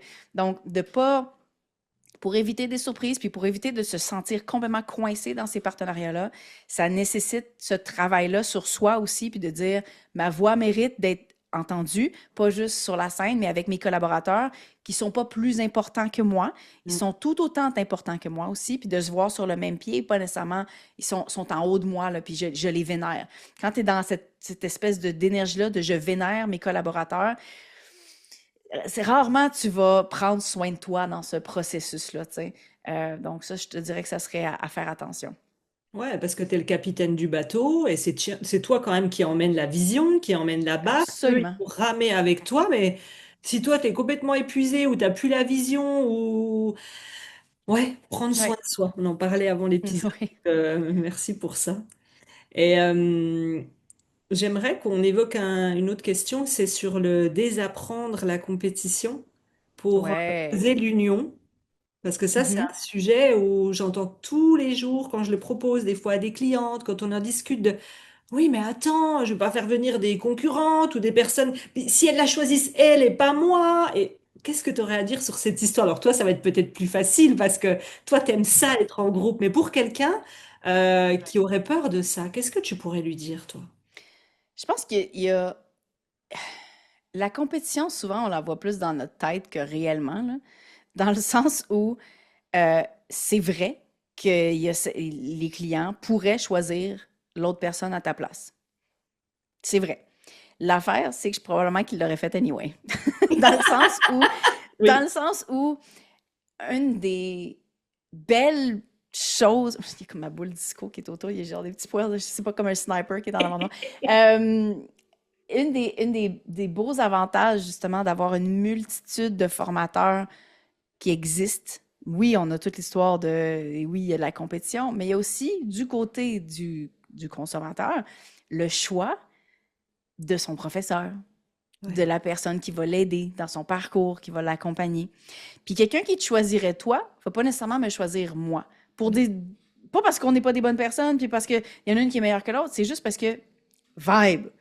Sérieusement, tu sais. Puis au nombre d'experts Instagram, c'est sûr que s'il n'y a pas de travail sur c'est quoi ma brand, qu'est-ce que je représente, puis créer quelque chose d'unique qui est pas comme une espèce de clone copie-collé de quelqu'un d'autre, c'est sûr que ça, c'est important pour positionner ça, mais après ça, on est tous différents humains. Il y a des gens pour qui, moi, je suis très problématique dans leur vision de la vie parce que je les confronte énormément. Puis, c'est arrivé à 1000 reprises, bon, 1000, j'exagère peut-être un peu, mais des gens qui me disent, ils disent, Jen, je te suivais au début, puis éventuellement, c'était trop pour moi. C'était trop dans ton énergie masculine, c'était trop beau, c'était trop, tu sais, comme, je suis pas quelqu'un qui est particulièrement confrontante, mais juste par des messages que je dis, mais tu sais, je suis pas très agressive non plus dans mes messages, mais reste que c'était trop. Puis là, je suis partie, puis là, aujourd'hui, j'ai besoin de ça. Puis là, je reviens. Fait que cette personne-là a eu ses propres saisons, là. Elle a vécu son hiver, puis elle est rendue au printemps, puis peut-être qu'elle en a eu une couple, là. Puis que là, elle revient vers moi, puis elle dit, là, j'ai besoin de ça. Ça se peut que les consommateurs qui ne me choisissaient pas ou qui ne me choisissent pas maintenant vont me rechoisir ou me choisiront jamais, mais ça veut pas dire que moi, j'aurais envie de les choisir non plus. So there's that. Ça va dans les deux sens. Fait que, au niveau de la compétition, si on en revient à ce point-là, il y a des gens qui vont nous choisir, il y a des gens qui vont choisir l'autre personne. Si on s'associe puis on collabore avec quelqu'un qui est très, très, très similaire dans notre expertise, c'est vrai que ça va être un petit peu plus difficile puis qu'on va se sentir peut-être dilué ou dans l'ombre de l'autre personne. Mais la réalité, c'est que on a quand même des personnalités qui sont très différentes, des façons d'expliquer les choses qui sont très différentes aussi. Puis c'est pas vrai qu'on a des expertises qui sont à 100% les mêmes, parce qu'on a des expériences qui sont différentes. Donc, ça veut dire qu'il y a peut-être quelqu'un là-dedans qui va être un petit peu plus spécialisé, par exemple, dans un type de parcours, puis l'autre va être un peu plus spécialisé dans un autre type de parcours, mais le sujet reste le même, mais ensemble, on est capable de couvrir l'entièreté du parcours, peut-être, tu sais. Donc, il n'y a pas vraiment, pour moi, de compétition dans le sens où, encore une fois, j'ai pas le contrôle sur qui me choisit. Euh, Puis, est-ce que je vais faire exprès d'aller travailler avec quelqu'un d'autre qui fait exactement la même chose que moi, qui, par exemple, aurait une formation sur l'affiliation? Pas nécessairement. Probablement que je vais aller de l'avant plus vers quelqu'un qui est plus dans le marketing par email, par exemple, ou tu sais, avec qui je peux m'accrocher. Donc, ça, c'est un choix personnel, mais je considère pas, je vais donner un autre exemple, mes bons amis, Alex Martel et Charles Davignon, qui ont lancé un bundle en 2024. Ils en ont fait la deuxième édition, le cabinet des curiosités. C'est un bundle, puis c'est un gros bundle. Puis c'est mon vrai compétiteur avec Catching, c'est celui-là. Parce que c'est un produit qui est très différent, dans le sens où ce ne sont pas des formations en ligne, c'est des petits produits. Mais reste que la structure est à peu près la même. C'est juste qu'au final, ce qu'il y a dans le produit est un peu différent. Il y a d'autres différences. C'était 124 experts dedans. Moi, j'ai jamais été plus haut que 20, par exemple. Donc, au niveau du concept, on est différent, mais reste que c'est un bundle, c'était le même prix. Les gens pourraient commencer à comparer entre les deux. Je suis capable de donner des arguments pour les comparaisons, mais au final, les gens qui vont acheter le cabinet ne vont pas nécessairement acheter Catching. C'est pas la même audience nécessairement. Je les connais bien aussi, c'est des discussions qu'on a eues, c'est des amis avec qui je travaille et je collabore depuis des années, mais aussi parce qu'on est capable d'avoir ces discussions-là, aussi on est capable de créer des choses qui sont complémentaires et pas complètement similaires. Donc si on a ces discussions-là ensemble, comment est-ce qu'on peut créer quelque chose qui est complètement différent, mais ensuite continuer de s'envoyer. Je participe, là, ça fait 2 ans que je participe au cabinet, là, puis j'en fais la promotion. Puis oui, Catching et tu reposes en ce moment, mais reste qu'à la base, quand ils me l'ont présenté, c'était pas ça allait mener à Catching, dans le sens où c'était les gens qui commençaient un peu plus, qui avaient besoin de ces petits outils-là, puis qu'ensuite, ils voulaient aller avoir les plus grosses formations. C'était comme la suite logique. Je l'ai, je l'ai pas vu comme une compétition qui allait complètement m'effacer, tu sais. Genre, je peux participer dans d'autres projets comme ça sans sentir que ça m'enlève quoi que ce soit, tu sais. Hmm. Ce que j'aimerais bien ajouter à cet endroit-là, c'est qu'effectivement, en t'écoutant, c'est que en réalité, si à un moment donné, on se sent, comme tu dis, dans une compétition, c'est déjà se demander, parfois on va voir ah, mais peut-être que ces clients-là, je vais potentiellement les perdre, Mhm. et on oublie l'autre face.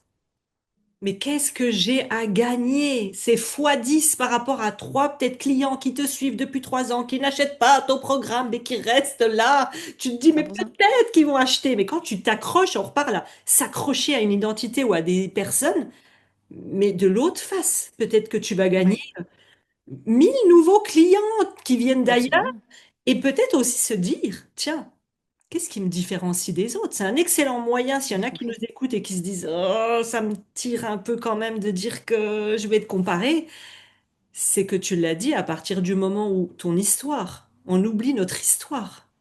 Et tu Oui, l'as dit, le absolument. parcours, si on le met en avant, d'où je viens, qu'est-ce que j'ai vécu, qu'est-ce que j'ai traversé, quelles sont mes valeurs, ça, on pourra jamais le copier. Même quelqu'un qui aurait le même programme, le même nom, on choisira quelqu'un sur c'est qui, c'est quoi ses valeurs. Elle a la Oui, valeur de l'amour, de la justice. Ok. L'autre, elle a la oui, valeur du lien social. Ah, c'est moi. Oh, elle oui. adore les animaux, la nature, elle est spirituelle. Oui, elle est pas spirituelle. Ah, moi. Et en fait, ça. J'avais, j'avais en, ouf, ça fait plusieurs années, mais j'ai cherché une formation sur tout ce qui était les tunnels de vente Evergreen, OK, il y a plusieurs années. Et il y avait une fille que je suivais, que je la trouvais super intéressante, elle était très pertinente, mais ça cliquait pas insane. Je savais qu'elle avait une bonne formation, il y avait des bons témoignages, tout. Je regardais qu'est-ce qu'elle faisait de loin, mais je passais jamais à l'action, tu sais. Il y avait toujours une espèce de petit, je sais pas, bah, le budget, je suis pas sûre, bah, tu sais, peu importe. Euh, Puis éventuellement, j'étais sur YouTube, je vois une publicité entre deux vidéos d'une autre coach que ça faisait longtemps que j'avais pas entendu parler. Puis c'est vrai, ah oui, c'est vrai, elle existe, elle. Le vidéo il était kick-ass. Il venait me rejoindre, c'était bien fait. La fille avait les cheveux roses. Euh, Puis je sais pas, il y a eu comme un espèce d'instant de oui, genre je veux. Puis c'était exactement la même formation pratiquement, c'était exactement le même contenu. Mais du jour au lendemain, même dans la seconde, je savais, j'ai comme ah, elle a ma formation.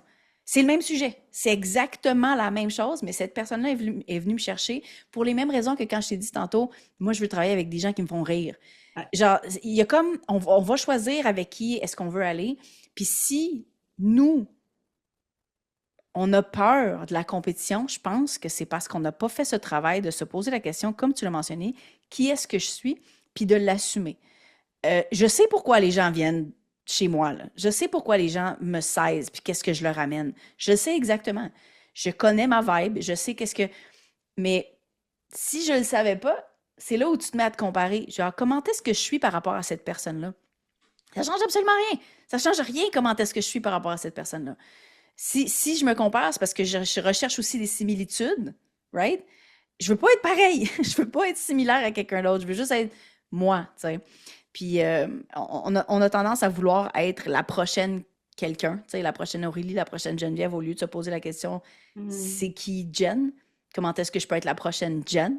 Puis la prochaine Jen, il y en a plusieurs encore. Donc, de travailler là-dessus, éventuellement, ça devient tellement, ça devient factuel au lieu d'être une question. Moi, quand quelqu'un me dit qu'il n'aime pas mes cheveux roses, c'est comme si tu me dis que le ciel est vert. Je suis comme, OK, cool. Genre, tu sais, vraiment, j'ai aucun doute là-dessus que c'est nice, puis que j'aime ça. Puis je sais qu'il y a plein de personnes qui n'aiment pas ça, mais c'est pas mon problème, tu sais. Ouais, mais tellement, tellement. Et arrêtons de parler de nos produits, mais parlons de l'expérience qu'on veut faire vivre. Ça va être 100%. la dernière question, justement. Parlons de l'expérience qu'on veut faire vivre. Parlons de, voilà les valeurs et pourquoi j'ai créé ce produit? Qu'est-ce qui est important? De la mission, du why, parce que savoir qu'il y a 36 vidéos, 42 PDF et qu'on va parler le sujet, là on est Oui, comparable. Donc incarnons notre absolument. message. On va l'incarner, on va le montrer. Voilà ce que j'aime, voilà pourquoi je voyage, voilà pourquoi je me connecte, voilà pourquoi c'est important. Oh, quand je la suis, c'est cohérent, son message, ses partages, pourquoi elle crée telle offre et pas une autre. Et là, ça Mm. match. Donc, arrêtons de parler de nos produits, mais parlons davantage de valeurs et d'expériences humaines, et vous allez voir, ça va tout changer. Ben, en C'est parlant, bien dit. Je pense que c'est effectivement comme ça qu'on devient incomparable. En tout cas, moi, tu viens de m'allumer une copote de patente. Continue. bah ouais, donc la prochaine fois que tu vois une slide avec marqué 2 PDF, 3... Non, Oh, non, j'ai créé des PDF parce que je vais cool. t'apprendre à travers ça, à Oui, développer ton autonomie, parce que je sais que tu aimes être autonome. Et puis je oui. sais aussi que tu es, spécial. Toi, tu veux pas de vidéo figée. Toi, tu as envie que je te coach en direct. Tu veux plus de fige. Ah oui, Oui, je comprends. tu vois? 100%. Oui. Eh ben, on va finir sur une dernière question sur l'expérience, si c'est OK pour toi. Selon toi, quelles sont les clés pour créer une expérience mémorable, que ce soit un sommet, un challenge, n'importe quel event, Mm. pas juste un événement qui rassemble, mais quelque chose qui marque les esprits, tu vois? Moi, je m'inspire beaucoup justement de cet amour-là du spectacle, Mm. personnellement. Puis je pense que toutes les expériences sont... Je pense que qu'est-ce qui est la définition d'une bonne expérience est très subjective à la personne qui la crée. On peut être très, très fier d'une expérience qui est extrêmement calmante, puis qui va être ressourçante, puis les gens qui vont la vivre vont être extrêmement satisfaits aussi. C'est pas mon genre d'expérience.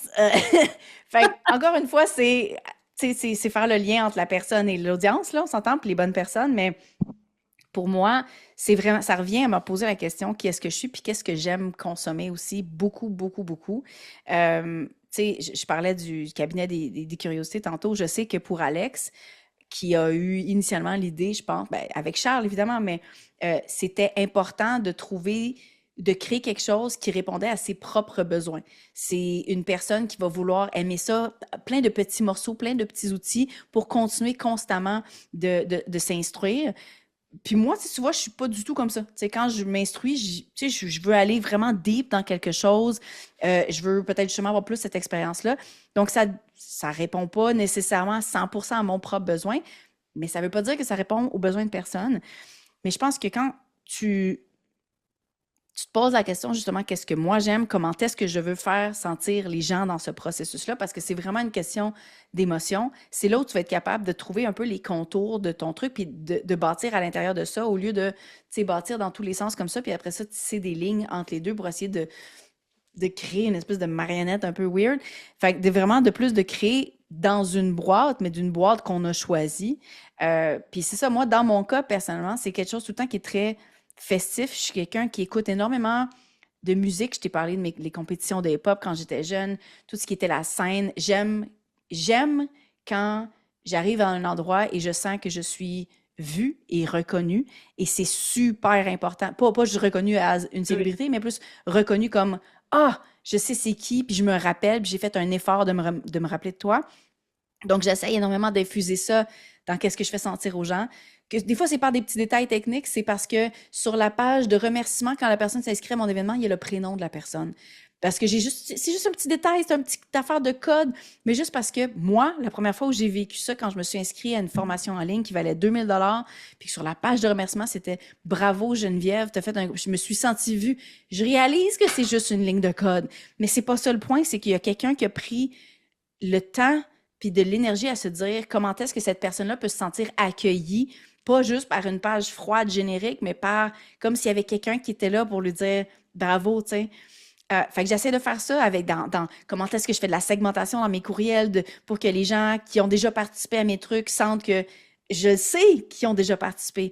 Dans n'importe quoi que je fais, je vais tout le temps avoir ça. Je m'assure qu'il y ait cette espèce d'histoire-là de party. C'est ça, moi, c'est musical, les couleurs sont bold. Je veux pas que ça soit quelque chose qui est doux. Je veux que ça soit quelque chose qui fait vivre les gens des émotions qui sont fortes à la limite. Puis à travers tous les projets que je fais, ça va tout le temps être ça. Donc, je pense que pour arriver à créer ces expériences-là, puis évidemment, je pourrais vouloir créer une expérience qui est plus douce et calmante dans une autre saison de ma vie ou dans un autre univers. Mais là, ça serait quand même à ma sauce aussi. Mais là, je me poserais justement, c'est quoi, encore une fois, ces questions-là. Qu'est-ce que je veux faire ressentir aux gens en ce moment? Qu'est-ce que si c'était moi, j'aimerais ressentir, puis dans quel. Donc, se mettre dans la peau des gens qu'on sert, ça va vraiment aider à infuser son projet puis son expérience des bonnes émotions au final. Puis c'est ça, puis c'est pas de chercher à créer qu'est-ce qui a déjà été créé nécessairement, right? Genre, les émotions fortes, il y en a dans tout le range des émotions. On peut être extrêmement en colère, comme on peut être extrêmement heureux ou extrêmement relax, extrêmement stressé. Toutes ces choses-là, il y a de l'extrême partout, tu sais. Donc, on est capable d'aller chercher ces différentes nuances-là puis les faire vivre quand même intensément, peu importe qu'est-ce que ce soit une espèce d'excitation puis d'optimisme par rapport à qu'est-ce qui est possible dans la vie pour soi-même, ou que ce soit par rapport à une espèce de oui, je suis capable de me retrouver puis de connexion avec soi. Toutes ces choses-là, on peut aller dans l'extrême positif de ces émotions-là puis les faire vivre si on est capable de les infuser comme il faut dans ce qu'on fait. Ah, j'aime beaucoup, j'aime beaucoup. C'est ce que j'ai fait, tu vois, pour Liberté Indécente et pour les trois autres programmes. Je suis pas partie du côté positif, il est vrai, mais je suis déjà partie de quand moi j'ai acheté un mastermind, quelles ont été mes frustrations. Et je les ai Oui, listées. Ah, il m'a manqué ça. Oh, j'ai pas été assez reconnue. Ou tu vois, comme tu dis, on m'a même pas dit bonjour Aurélie alors qu'on oui. était 20, quoi. Je me suis dit quand même, à ce prix-là. Oui, je comprends, oui. Donc j'ai noté tout ça. Enfin, je l'ai vécu dans ma chair. Tu vois, c'est un peu Mhm, ce que tu dis. mhm. Je l'ai vécu dans ma chair. Et je pense, oh, oh, ou ah, oh, ça c'était bien. Ouais, Quand j'ai créé, tu vois, un programme, une offre, une expérience comme toi, c'est bah, en fait l'idéal. Et là où on va kiffer, c'est de mettre l'inverse de tout ce ouais. qui nous a manqué, tout ce qui a été waouh, on le rajoute. Et là, c'est un popcorn. Je sais pas comment on dit. Comment on pourrait dire Ouais. comment t'appellerais toi? Parce que vous avez toujours des mots un peu atypiques qui me font rire. C'est quoi le truc là où c'est popcorn, quoi, ça? Pouf, je sais pas. J'ai rien qui me vient de façon instantanée comme ça, mais je comprends ton point. Je pense que d'aller chercher qu'est-ce que nous, on a vécu, puis notre propre ressenti, positif ou négatif, effectivement, c'est là d'où il faut partir. Je t'ai nommé des exemples, effectivement, de trucs que que j'ai aimé et que je voulais reproduire. Mais tu sais, par exemple, Catching, la première, le concept lui-même, j'ai pas inventé le concept du bundle, là. C'est quelque chose qui existait sur le marché américain avant que j'arrive. J'ai participé moi-même dans un bundle en 2015, justement, dans une autre niche de ma vie. Là. Je parlais des Digital Nomades. On avait une formation là, qui s'appelait Your Freedom Visa. C'était un gros bundle avec plein de personnes. Puis là, les gens mettaient différents types de produits. Puis, puis il n'y avait pas de partage de revenus dans ce projet-là, tu sais.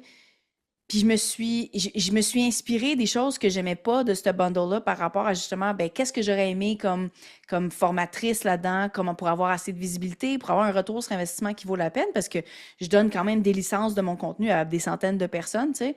Comme, qu'est-ce que j'aurais aimé? Puis je suis partie de ça, de mon propre ressenti pour créer cette chose-là qui était plus à moi, plus unique, plus alignée avec mes propres valeurs, tu sais. Mais ça veut pas dire que c'est la seule façon de faire. C'est pas une critique par rapport à l'autre modèle. C'est qu'est-ce que moi je voulais vivre, puis qu'est-ce que je voulais faire vivre à mes collaborateurs puis mes clients.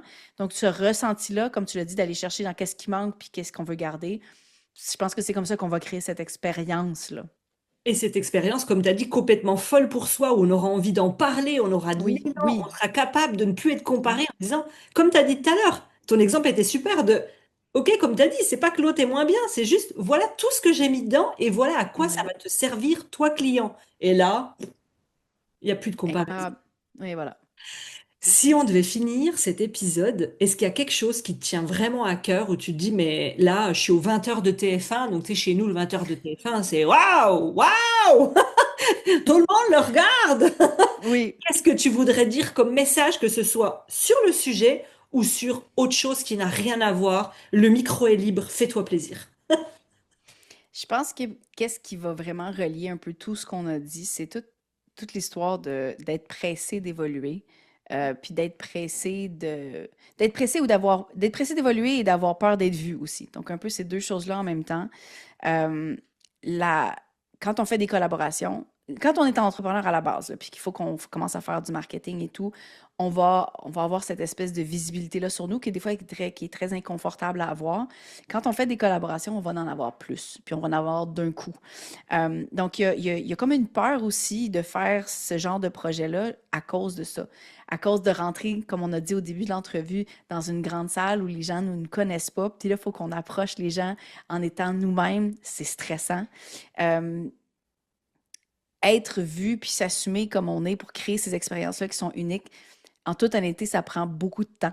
On a parlé de mes évolutions, mais la réalité, c'est que mes évolutions, ça fait des années, là, ça fait 12 ans que je suis entrepreneur. Là. Fait être capable de faire mon deuil de projet rapidement, c'est arrivé parce que j'ai monté beaucoup d'escaliers. Être capable de changer mon look du jour au lendemain, même si les gens vont être genre, mon Dieu, je porterai jamais ça, elle a l'air d'une stripper. Je veux dire, c'est pas arrivé du jour au lendemain. Même mes cheveux roses sont pas arrivés du jour au lendemain. J'ai commencé par des petites mèches en bas, puis là, je me sentais genre, oh mon Dieu, ça va. Les gens me regardent. Les gens me regardent encore, tout le temps. J'étais en tournage en fin de semaine avec un ami pour une série documentaire qu'il fait.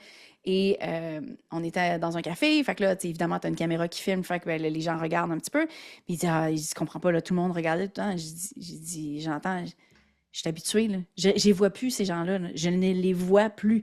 Quand je marche dans la rue, les enfants, mais là, c'est drôle, là, je fais tout le temps, j'ai l'air la princesse, la mermaid un petit peu. Les enfants me regardent, leurs parents me regardent. Souvent, j'entends les discussions parce que l'enfant n'a aucun filtre. Il me dit, regarde maman, elle a les cheveux roses. Puis, ah oui, t'aimes-tu ça? Puis il y a une discussion, puis je suis juste à côté de moi au coin de la rue, tu sais. Je suis habituée maintenant d'avoir ça, mais ça prend du temps. Il faut se laisser le temps que les racines prennent, puis éventuellement, le pot va être trop petit, puis il va falloir changer le pot, puis il va le mettre dans un plus grand pot, puis les racines vont continuer de prendre, mais quand les racines n'ont pas beaucoup poussé, on est encore très fragile. De respecter ces saisons-là, de respecter ces pousses de plantes-là, c'est une autre belle analogie qu'on n'a pas utilisée, mais que j'adore aussi. C'est des choses qui prennent du temps, il faut avoir beaucoup de grâce par rapport à ce processus-là pour soi. Puis de commencer plus petit, c'est mieux que de pas commencer du tout.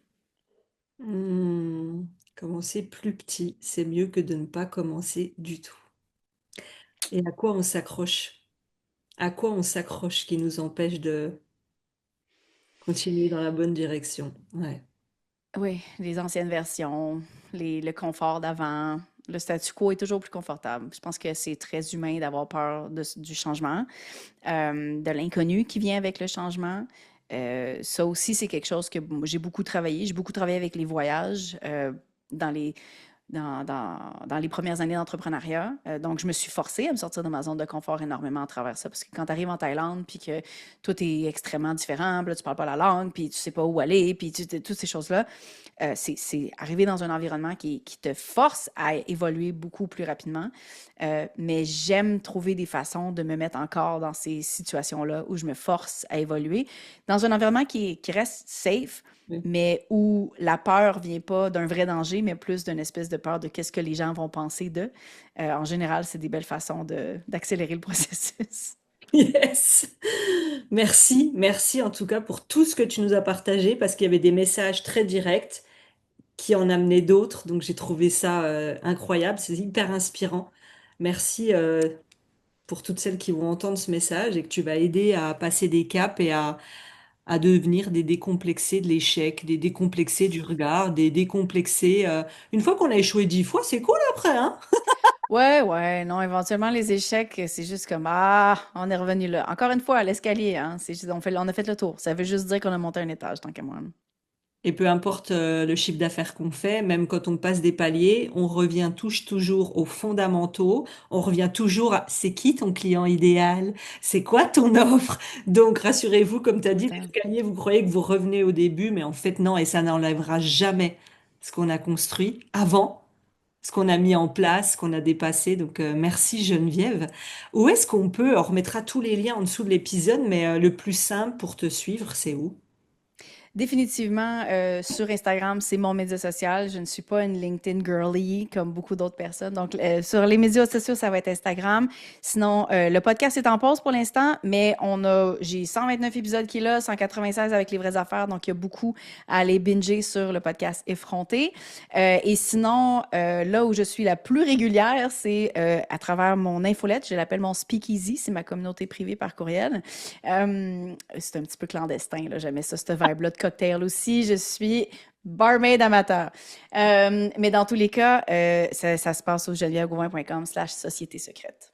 Ouais, mille merci. On va aller voir ce que tu fais. N'hésitez pas en commentaire à laisser des messages à Geneviève, à nous dire ce que vous avez pensé de l'épisode. On serait très contente de les voir.